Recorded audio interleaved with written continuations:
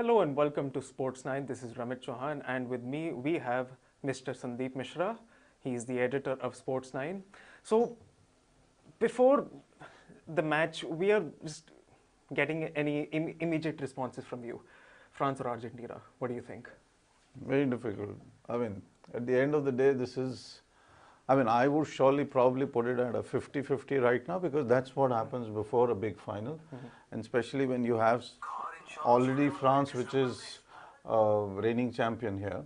You have Argentina, which is a massive team, which is probably looking at giving this huge farewell to, I'm probably just being a little ahead of saying this. Maybe, who knows, Messi still might keep on playing for Argentina. But in all probability, you're looking at one of the biggest players in world football probably signing off after this. So when you look at those kind of factors, when you see Mbappe, when you see France as a team that's probably been having a great run through the tournament, you have Argentina, which started off on such a bad note, losing to Saudi Arabia and then slowly making their way back into the tournament, reaching a final. Then it probably brings us to a point where you have to say 50-50. And then you have to look at how do you divide this final. When I say divide, I don't mean right through the middle.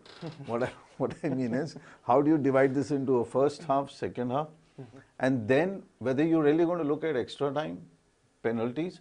Now, all these four things that we've just spoken about, first half, second half, extra time, penalties, they all have their own way of putting pressure on the players.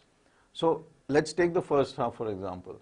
Now, if it's going to be 0-0, then you have a slightly open second half because nobody wants to take a match, especially a World Cup final, into the 80th minute and then have a score line from either of the sides. In the 83rd minute, it is 1-0 because then it's 7 minutes to catch up, which is almost impossible in circumstances where you have a 6-line defense.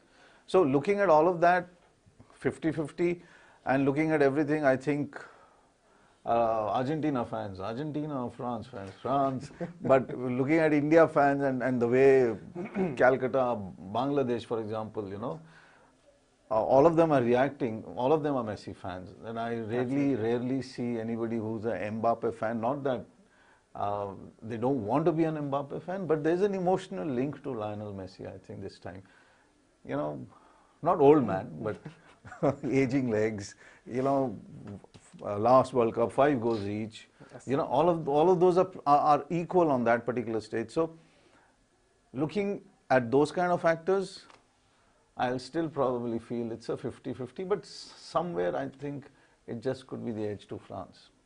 So in 2014, Argentina played the final against Germany, and that match also went in extra time. True. Yeah. And in the 114th minute, Mario Götze scored the solitary goal. In that particular match, Lionel Messi had the final free kick, but it didn't happen. So, looking at that situation, are you expecting something on those lines? You want to recreate that? You want Messi to get a final free kick? I don't think he would want that for sure. I think they would want to wrap it up. They honestly would want to wrap it up in regulation time, which is what both the teams will probably do. But you also have Scaloni, okay? Yes. The coach. You have Deschamps, 1 World Cup as player, 2 as a coach, as the manager. Yes. So these are huge figures apart from the players and apart from both the teams. All the gladiators and whatever. I have always believed football, not even modern football, but even in the 60s, 70s, 80s, you just keep going through history. You will see huge coaches out there who actually play football like a game of chess.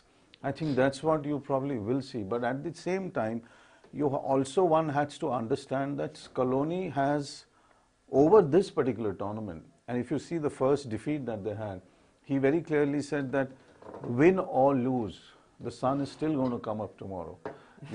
So the moment you have a coach who has an open mind like this, where he's not saying that, oh, I have to go back and I have to get the team together. He knows he has a team.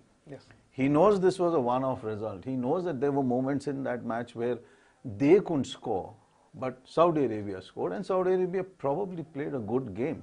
So as a coach, I think Scaloni has understood that. Plus also you have to understand, Scaloni was not the coach that Argentina actually initially wanted to hire when he had come in. Okay. He was probably the coach who was asking for the least amount of money because there were 2-3 others who they couldn't really afford. But I think it's paid over. You know, the faith and the trust that Argentina has put in their coach has been marvelous. It's been quite brilliant in the way Scaloni has handled the team. And when you talk about a team, you have somebody like a Messi, Yes. around whom, you know, the team has to revolve, rotate, and he becomes virtually a number 10 in so many ways, not only as a mentor, but as a captain, as somebody who, if he moves left, then the team has to look where to find spaces.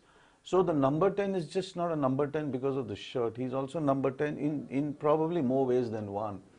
Similarly, if you look at France, you have Mbappe, the big guy out there, you know, and the man's still not 24.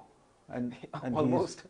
And he's got a second World Cup final. He's just about to probably pick it up, you know, in so many ways. So I think the coaches on either side have to probably figure out a way how to handle their main players and how the team has to play around them. But I still will be surprised. You still might probably see some surprise from either Scaloni or Deschamps in terms of a player coming in early, or maybe a positional change somewhere or the other. Maybe Mbappe, probably, who's such a great winger, may probably try and play a little inside. A little, not much, because he still needs space to sprint, to run. He's not a guy who always can play in tight spaces, Yes. which Messi can. Messi is brilliant in tight spaces. spaces. And that's what he does. He virtually ambles through a match. Mbappe will have sprints and runs and paces, and you have Messi who's virtually walking through the midfield and, you know, That's an art. yeah. So yeah, that's what probably we are expecting in this game, though I still feel it'll be a massively tight match and all of that. So, speaking of Kylian Mbappe, he'll be the second person after Pele to be involved in 2 consecutive World Cup wins and being the youngest after Pele to do so. Yeah. For France, it's going to be a feat after Brazil that they would win 2 World Cups in a row. So, what do you feel about that? Do you have any thoughts? Mbappe, I think, let's not. It's very difficult to compare. It's hugely difficult to compare players. Who are the 4, 5, 6 top players in the world? I mean, you can start off with Di Stefano. You come to Pele. You come to Johan Cruyff. You come to Diego Maradona. You come to Messi. And then you come to Mbappe. That's probably a lineup that most of the people might tick off. Here and there you might have a Lothar Matthäus thrown in. You might have a Brahim thrown in. You might have Gerd Müller thrown in. But largely it starts with Di Stefano, finishes at Messi at this moment of time. When you look at Mbappe and Pele, the records might be there. But the era or the style of football when Pele was there was completely different. Now it is completely different in a sense that you have more tighter formations, you have more defensive formats, you have more data, you have more analytics, you understand how a player is going to play, you understand so much about a player even before the player has actually played, you know, even all of that, because under 14, under 18, under 21, scouts, coaches, you know, hundreds of things have come in. In Pele's time, as they called it, there was so much more freedom. You know, players, defenses, you could still enjoy spaces, you could still run, people could applaud, clap. Of course, you see that from Messi. You would remember that semi-final Croatia goal. He went in, and then he cut backs, and then they get that goal. I mean, like, now those are moments. So if Mbappe creates all those moments, then he creates goals. Messi creates those moments, he creates goals. So I think Pele, if he's watching the match today, I hope he does.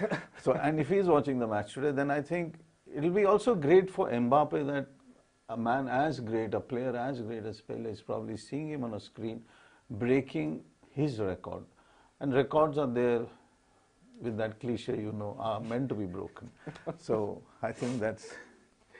So this is not a match between Mbappe and Messi. It's further beyond that. We have, from France, we have an Antoine Griezmann, we have the captain, Hugo Lloris. Yeah.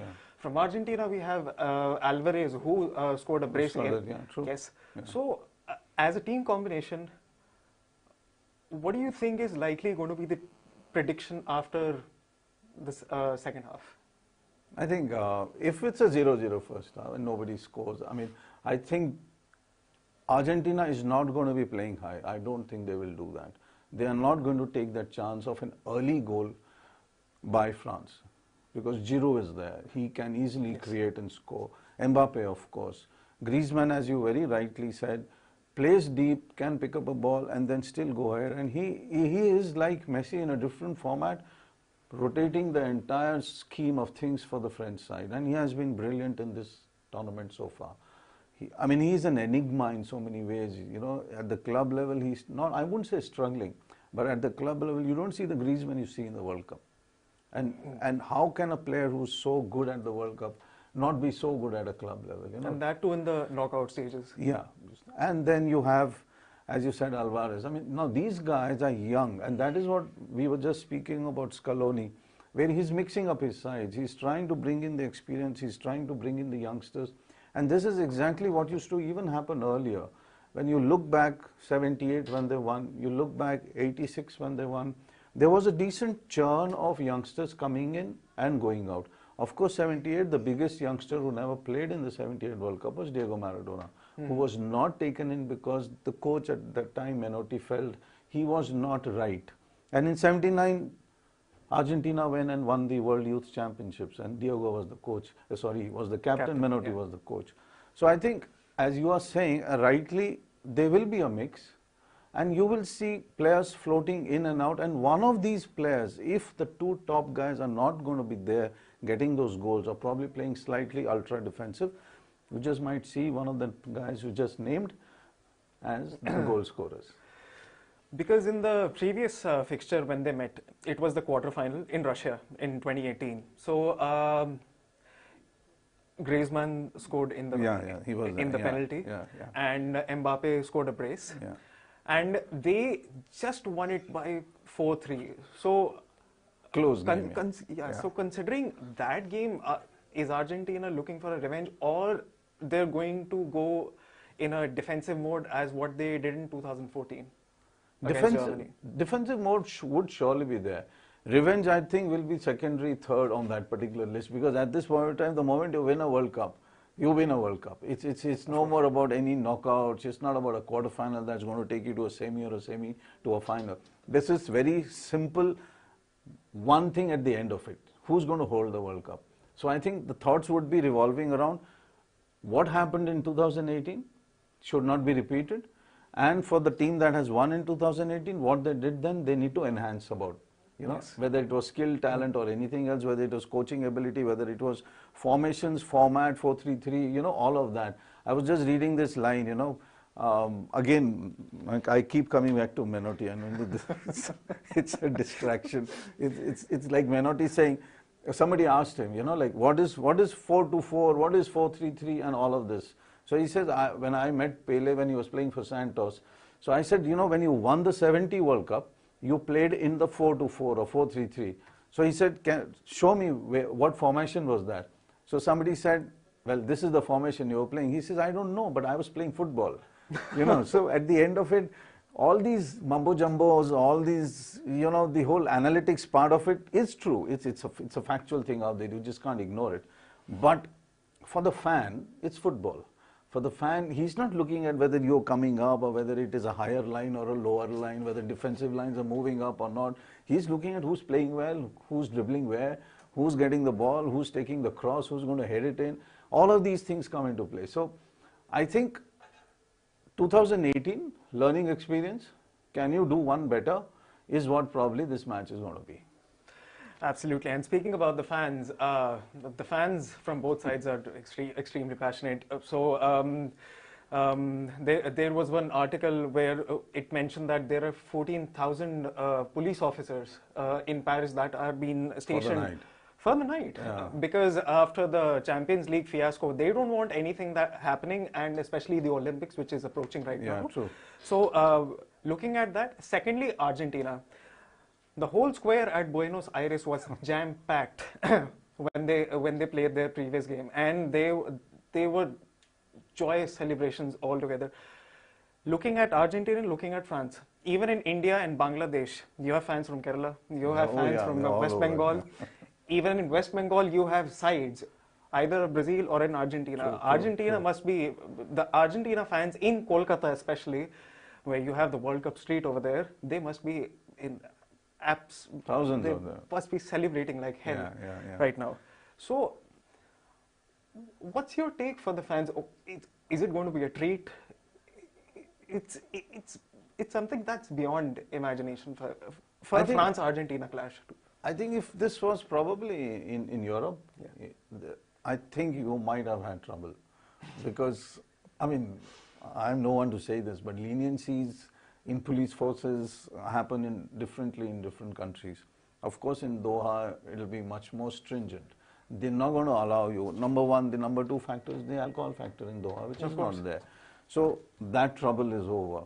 But at the same time, if the match finishes regular, if the match finishes on penalties, if there is some controversial VAR decision, you might have initial issues, which are always there, irrespective of wherever you want to hold this World Cup in. But yeah, I think in Europe they are more careful simply because Brussels had huge trouble when Morocco won. And even here, you know, at the end of the day, France winning, the celebrations sometimes take a different turn. Yes. You know, a couple of cars set alight, couple of buses are suddenly set on fire. I mean, one can't understand how do you celebrate by setting cars alight, you know. But I guess that's the whole thing. And in any country which is about to host the Olympics, as you said, Paris, they probably want to put up their best foot forward in a sense that, okay, we've got every aspect covered. So if this was an England-France final, one would have thought 3 times, 4 times, 5 times, that where is this final going to go to and how the fans reacting. But I think Argentina and France would still be in control. So let's hope everything finishes in regulation time. And yeah, I was just about to mention a country which is going to win, which I'm not. So let's keep it at 50-50. And yeah, so I think our match is about to start probably now. Yeah, there are a couple of questions that I wanted to ask. Firstly, looking at the downsides. So after a shock defeat to Saudi Arabia and coming back strong, Argentina are facing France. And according to some reports, Lionel Messi has an hamstring issue, which is, it's a little alarming, but it's going to be advantageous for France. On the other side, France has a virus issue. Yeah. And they don't have the likes of Karim Benzema, who is the Ballon d'Or winner, Paul Pogba. Not there. And Kante is not there. Kante is not there. So, looking at those downsides, is it going to have a psychological impact on these two teams, or they're just looking forward to the game? I think even if, let's say, 10%, 5%, 2%, there is an issue of an injury hint with Lionel Messi, he's still going to take the field. Because he's standing in the middle of the pitch, he's standing just outside of the box, is as powerful a psychological image that you can create for France. They exactly know what's going to happen if he has the ball. They exactly know that. But they can't figure out where it is going to happen. So now that psychological image is massive. The rest about France having 3, I think they're already back into training. So they're back into training, but there is still a virus scare, and we are not sure who is going to be like opening in the lineup and who is going to be substituted. But I think Deschamps has enough people on that bench out there to be able to rotate his players. So let's even assume that, you know, there is an issue of probably a virus, and then you know that a player, because their coaching staff, their management can easily say who's capable of doing 60 minutes, 70 minutes, 80 minutes without an issue. So even if, let's say, they're going to look at a scoreline. Of course. France leads, they can easily pull players off, you know, and then put somebody back in. If they don't lead, then they have a problem, because then they'll have to understand if a player is playing well, who had the virus, and how they replace him. Now, those are issues which I think every coach is now capable of because of the depth of the squad. But yes, when it comes to Messi, one has to understand that, you know, he's going to be there unless there is a huge problem, which I don't think there is, because even in one of the games he had an issue, but he still played.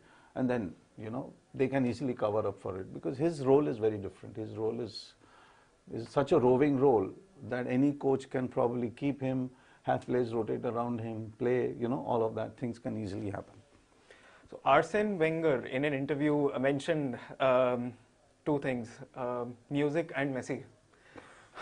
What's your take on that? Both go together, is that what Wenger meant? Wenger's never coached him, so... Somehow, but his style of football and music, do they go together? I think if you really look at it, look at Messi at a much younger age, where he was, I wouldn't say faster, but he was at a clip. Now he's probably a little more kind of just outside the box kind of a person who's just waiting for an opportunity. But before, yeah, when he was in Barca, when he was at his peak, when he was winning all those tournaments, when he was really taken the club right to the top, then you could probably have Messi and music. But I think that was a combination that can easily unify even now in PSG. You have Neymar, Mbappe, and you have Messi. What music can be created is probably left to the imagination, but that's for the club. So, speaking from a club point of view, it's PSG versus PSG. PSG versus PSG. You have Mbappe, you have Messi. Unfortunately, we don't have Neymar. They have due to an upset by Croatia. But you don't have Hakimi also. He's out in the semi-finals, Morocco, PSG.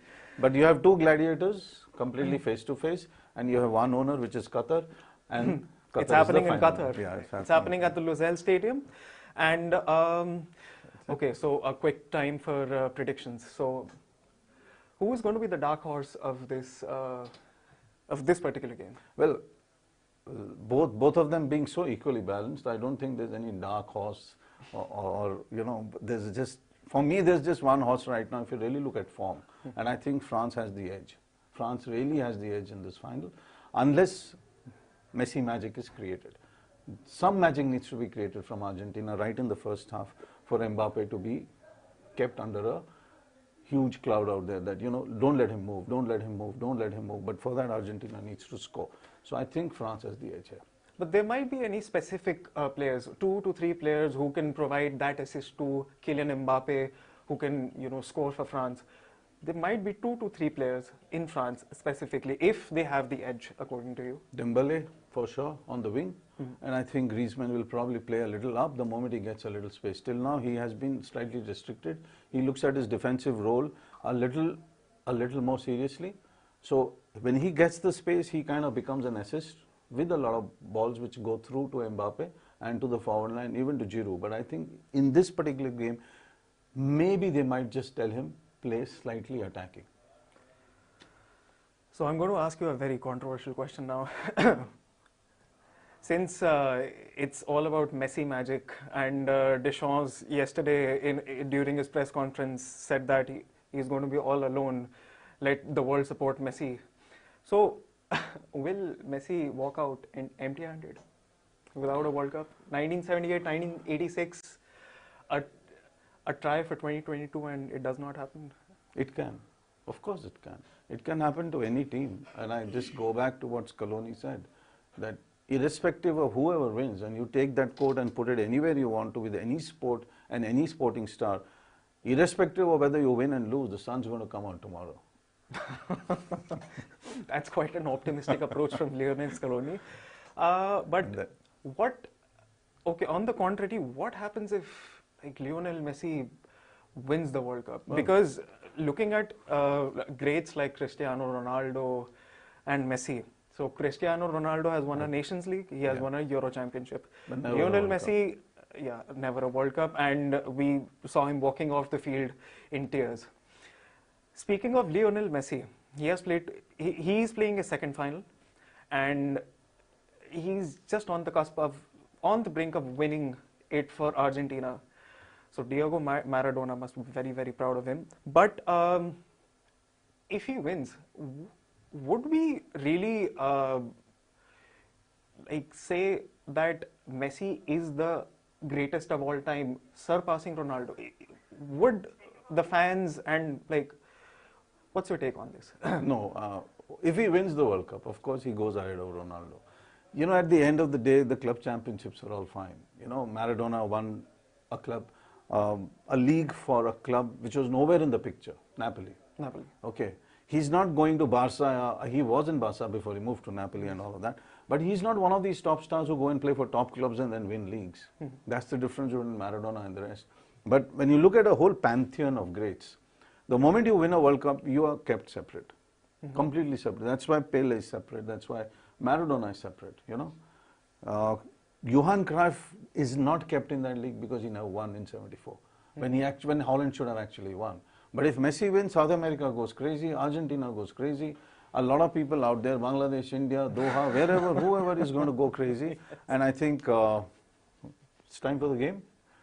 Absolutely. So stay tuned as Argentina face France in the final. Subscribe to Sports 9 for latest updates of the match. And of course, we're coming back with the review. After the irrespective of France and Argentina winning or losing. Subscribe to News 9 Sports. That's all for today. Take care. Bye-bye.